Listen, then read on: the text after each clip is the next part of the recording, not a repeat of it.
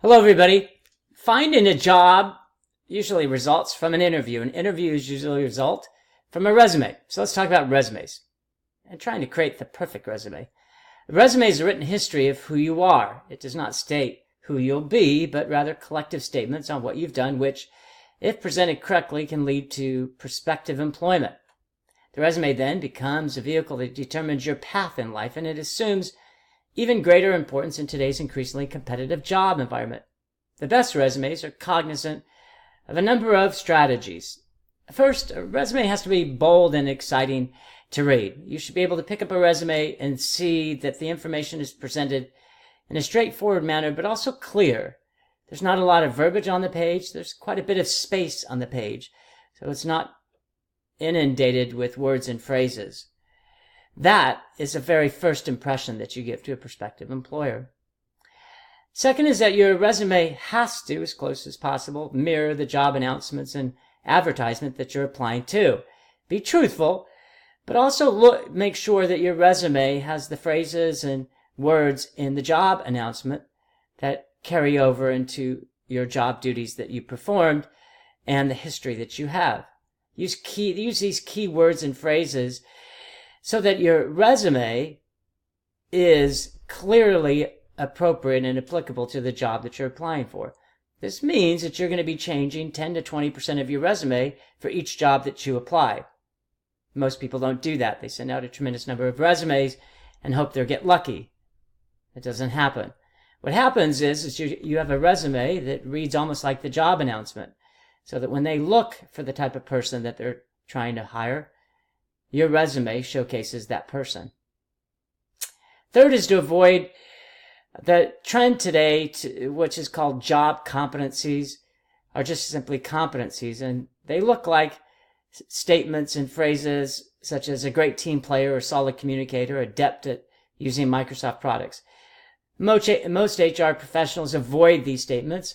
Very few of them can be proven, and they're almost always universal statements anyone would make. I joke I've never seen someone put on there, I'm a poor team player, I can't write. Instead, utilize what I call summary accomplishments. And these are short bulleted phrases of accomplishments that you have had in your past that are directly related to the job you're applying for. If they're looking for somebody in sales, then one of those bulleted accomplishments could be increase sales 35% in the last year. Top salesperson in my industry. Those are the type of bullets that people want to see. Fourth is to highlight accomplishments rather than duties. Similar to 3, here we see people who have previous jobs, and what they do is they bullet in a bullet form, showcase the duties that they were to perform. Unfortunately, we can't tell if they did well in those duties. That's where accomplishments come in. We want to see how people did in the job, not what they were assigned to do. It's a market change, but it's one that will certainly have a better chance of you getting an interview using accomplishments. Accomplishments, too, are placed in order, so if you have 3 or 4 bullets, the most important will be the first one. You should know that HR professionals only spend about 7 to 15 seconds on a resume, so yours has to have all the information as close to the top as possible so that they would continue reading. Fifth is that information should highlight stability and balance. Be careful of working less 2 to 3 years. Only include the year of employment rather than the month. So calculating your limited experience is more challenging. I do that as well, though I've been at my last job for 10 years.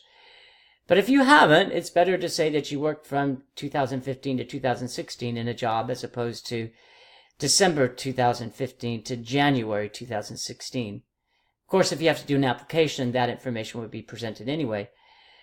And it's not being untruthful not to put the months. The years is perfectly appropriate, and it may help overcome some job hopping that some people have. Lastly, include a cover letter, which is another avenue for you to convey information to the interviewee, to the reviewer, that highlights how your skills and knowledge are related to the job announcement. In a resume, care must be exercised to be honest and straightforward.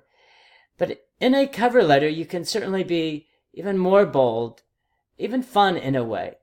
But the cover letter, like the resume, is a chance for you to sell yourself. So make sure that it also mirrors the job announcement. Everybody, finding a job today isn't easy. It takes hard work and perseverance. But those that do have a better chance of finding the job that will make them the person that they want to be. A job isn't necessarily your life's ambition. What you do in that job and what you do as a result of that job is. So I hope you find the job you're looking for. My best to you.